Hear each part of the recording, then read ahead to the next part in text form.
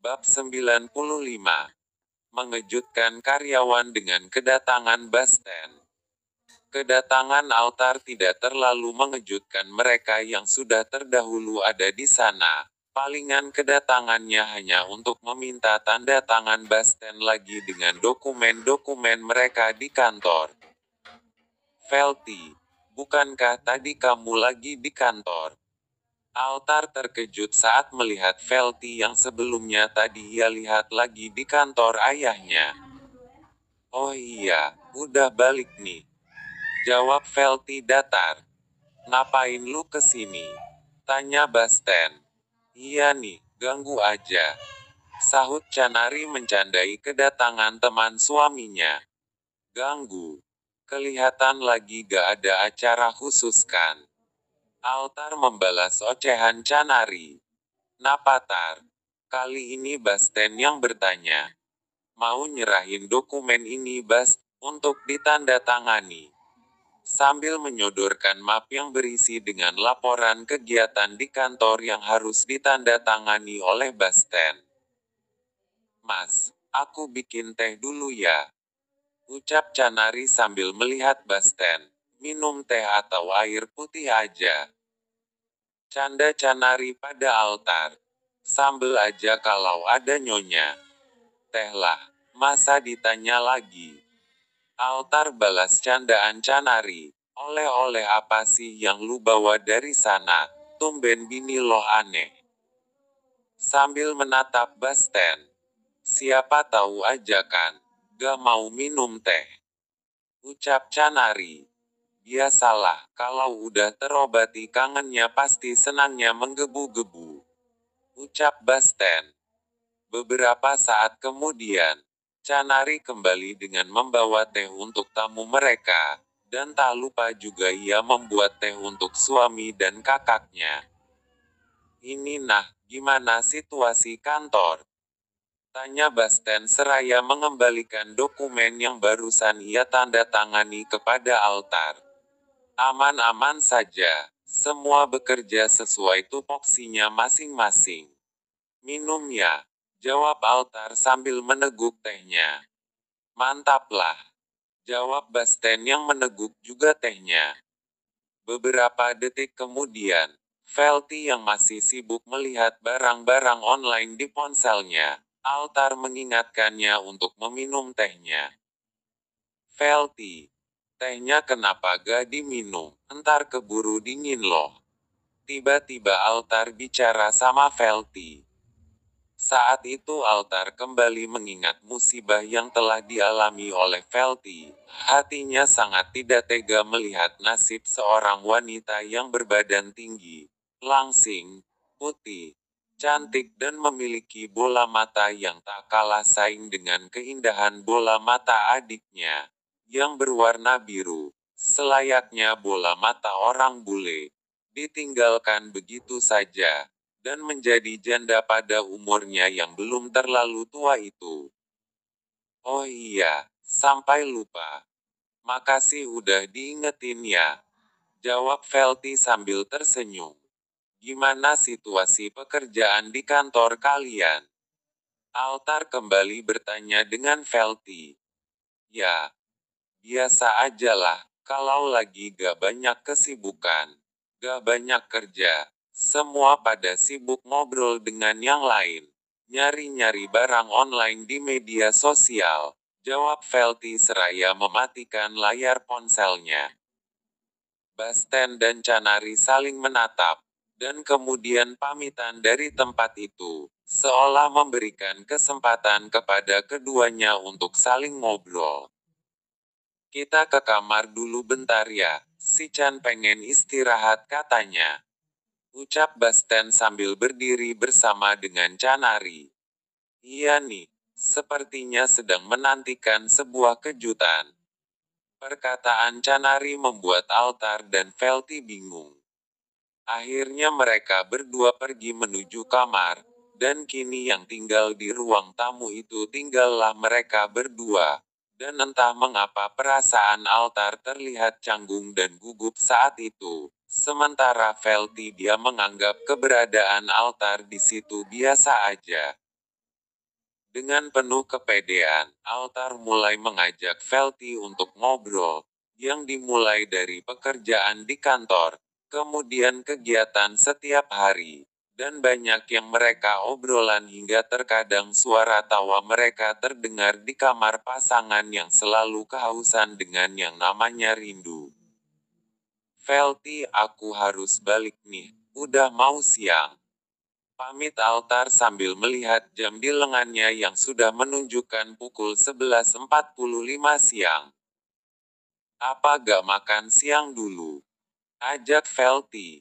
Lain kali aja, soalnya aku harus balik lagi ke kantor nih, untuk nganterin ini. Jawab Altar sambil memperlihatkan kembali map yang berisi dengan dokumen tadi yang barusan ditandatangani oleh Basten. Baiklah. Hati-hati ya. Akhirnya Altar kembali.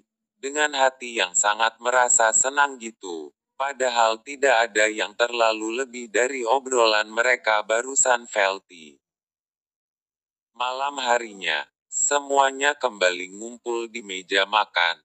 Obrolan biasa pun tersajikan sebelum mereka tidur, dan seperti biasanya mereka sangat terlihat kompak dan saling bercanda gurau. Kini situasi antara Pak Aguso dengan Basten sudah mulai terlihat kompak dan saling nyaman melihat satu sama lain. Bahkan terkadang mereka saling bercanda. Tak ada lagi yang namanya saling garang dan marah. Bahkan di sela-sela candaan mereka, Pak Aguso mendoakan dan berharap kiranya ke depan ini nanti Canari punya bayi kembar.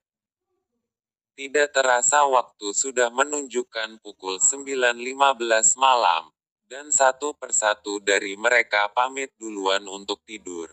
Dan tepat pada pukul 9.30, semua kini sudah berada di kamar masing-masing.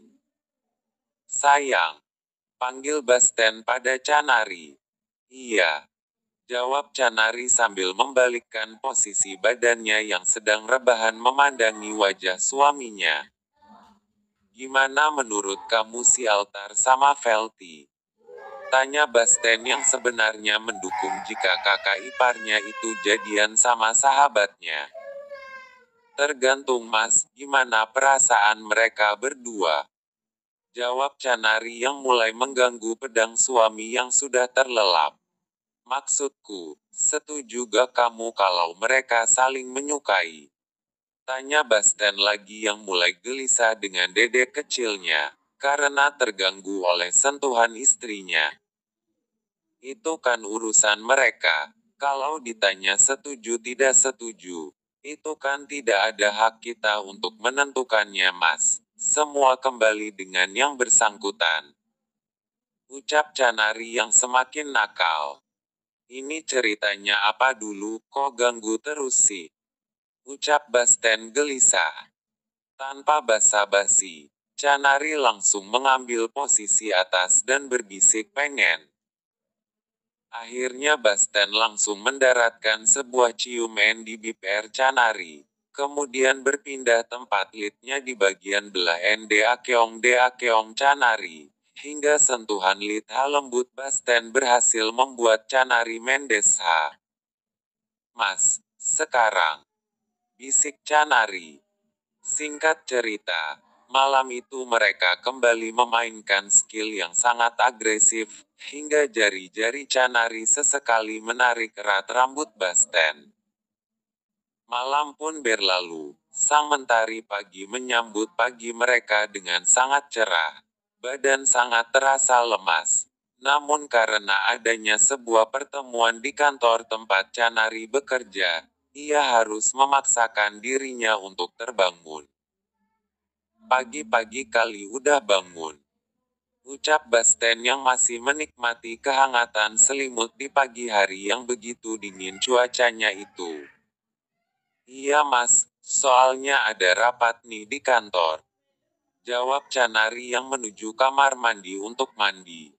Sebelumnya, mengingat kondisi Canari dulu yang sedang hamil, Basten sengaja memindahkan tempat kerja istrinya di salah satu cabang perusahaan mereka di kota itu. karena di sana tidak terlalu banyak pekerjaan yang harus dikerjakan, dan kebetulan juga sedikit dekat dari rumah mereka. Bahkan posisi Canari di sana dia diposisikan di bagian kepengawasan, jadi tidak terlalu repot untuk bekerja. Selanjutnya, beberapa menit kemudian, Canari telah selesai mandi, dan segera bersiap-siap memakai pakaian kantornya. "Mas, aku berangkat ya," pamit Canari sambil melihat jam di layar ponselnya yang sudah menunjukkan pukul 8.15 pagi. Sementara rapat dimulai pukul 8.30. Artinya dia udah sangat terlambat. Waktu yang tersisa tinggal 15 menit lagi. "Tunggu. Aku antar," ucap Basten yang belum bersiap-siap. "Ini udah jam berapa, Mas?" "Gak sempat lagi," protes Canari yang semakin tergesa-gesa untuk berangkat. "Itu aja repot. Lagian kan itu perusahaan aku. Jadi sekalian aku lihat bagaimana perkembangannya dong," ucap Basten sambil berdiri dan bersiap-siap untuk mengantar sang istri. Mendengarkan perkataan sang suami, Canari tidak protes dan memilih untuk mengikuti keinginan suaminya. Beberapa menit kemudian, waktu sudah menunjukkan pukul 8.25 WIB. Tersisa waktu Canari tinggal 5 menit, dan saat itu wajahnya mulai berubah kesal dan kecewa dengan suaminya. "Ayo berangkat," ucap Basten yang hanya memakaikan kaos biasa dan celana pendek, itu pun celana pendek yang ada sobekannya di bagian paha. Wajah kesal Canari berubah menjadi wajah kaget, yang menatap jijik dengan penampilan suaminya. Tanpa basa-basi, mereka pun berangkat. Canari yang tidak nyaman dengan keterlambatannya menghadiri pertemuan di kantor tempat dia bekerja, karena tersisa waktunya hanya 5 menit lagi. Sementara waktu yang diperlukan untuk sampai di kantor membutuhkan waktu sekitar 10 menit lebih, itu pun kalau tidak ada kemacetan di perjalanan. Dia tidak banyak berbicara dengan suaminya. "Kok gelisah terus sih, dan tumben diam?" Basten menggoda istrinya yang terlihat cemas karena keterlambatannya datang ke kantor. Sementara Basten menganggap itu biasa aja. Bahkan ia sengaja memperlahan perjalanan mobil. "Cepetan dong, Mas. Ini udah jam berapa sih?" protes Canari yang sibuk melihat jam tangannya. Waktu semakin berjalan, akhirnya mereka tiba di cabang perusahaan yang dipimpin oleh Basten. Dan ternyata di ruangan rapat telah kumpul peserta rapat di sana. Dan semuanya terlihat kesal karena menunggu kedatangan Canari yang terlambat sekitar 20 menit. "Pagi semuanya, maaf terlambat," sapa Canari yang langsung duduk di kursi yang dikhususkan untuknya. Sebagai pemimpin rapat, meskipun terkadang ia mempercayakan kepada salah satu karyawan tertua di cabang perusahaan yang dipimpin Basten itu untuk memimpin sebuah pertemuan, karena terkadang ia merasa tidak layak dan belum siap untuk memimpin sebuah pertemuan. "Pagi," jawab beberapa orang yang terlihat kecewa dengan kedatangan Canari yang sudah terlambat. Saat itu Basten sengaja tidak bersama dengan Canari saat memasuki ruangan rapat. Ia sengaja singgah dan memperhatikan bagaimana situasi halaman kantor, apakah bersih atau tidak. Namun beberapa menit kemudian, Basten memasuki ruangan rapat. "Pagi semuanya," sapa Basten yang mengejutkan semua peserta rapat saat melihat penampilannya yang hanya memakaikan kaos biasa dan celana pendek yang ada sobekannya itu. "Pagi Pak," jawab peserta rapat dengan wajah yang terkejut, termasuk Canari. Namun saat itu Canari terlihat biasa saja. Hanya saja kekecewaannya karena terlambat dibuat oleh suaminya untuk tepat waktu menghadiri rapat. Kenapa rapatnya belum dimulai? Bukan Ibu Canari yang terlambat, tapi saya. Ucap Basten menatap beberapa orang karyawan yang wajahnya kesal melihat kedatangan Canari. Tanpa basa-basi, semuanya langsung sibuk dan memulai agenda pertemuan. Rapatnya dipercepat ya, paling lambat sekitar 30 menit. Saya keliling di sekitar ruangan dulu. Ucap Basten sambil berbalik badan dan meninggalkan ruangan pertemuan itu. Waktu rapat berlangsung sekitar 25 menit. Basten yang telah mengelilingi setiap ruangan karyawan. Ia kembali di ruangan rapat tersebut dan memastikan pertemuan itu apakah sudah selesai atau belum. Pasalnya jika belum, pasti Basten mengambil alih untuk menyelesaikan pertemuan itu. Karena sebenarnya ia ada rencana untuk mengajak istrinya di suatu tempat yang belum pernah dilihat Canari di kantor itu. Sudah selesai? Tanya Basten yang tiba-tiba muncul di pintu rapat. Sudah Pak. Jawab beberapa orang yang terlihat khawatir. Khawatir jika Basten marah dengan mereka. Mantap. Saya yakin pasti kesimpulan pertemuan ini semua yang terbaik. Ibu Canari, boleh kesini sebentar? Ucap Basten sambil tersenyum, dan memanggil istrinya. Canari mengangguk, dan akhirnya ia menuruti perintah suaminya. Mau kemana sih Mas?